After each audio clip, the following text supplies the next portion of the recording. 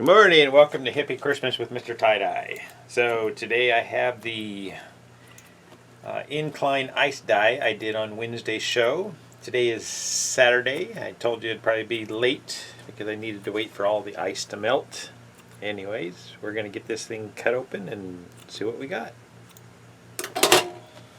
So this here is the top side where I applied the dye. And then there's the back side. I had decent saturation, so the only thing I did after the first batch of ice melted was I just put a little bit more ice on because I still had more powder on the front. But other than that, I just let it go. So let's get these opened up. We had some saturation that came down in here, so the ties didn't stop it, but I should still have some design in here. So yeah, that's going to look good. Let's get this opened up.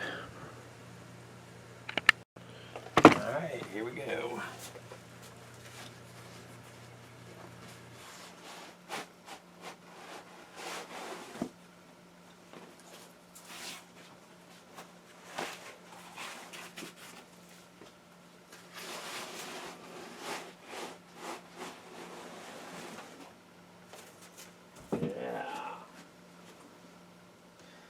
Alrighty, I'm going to get this washed and we'll post this a little later. Thank you for watching.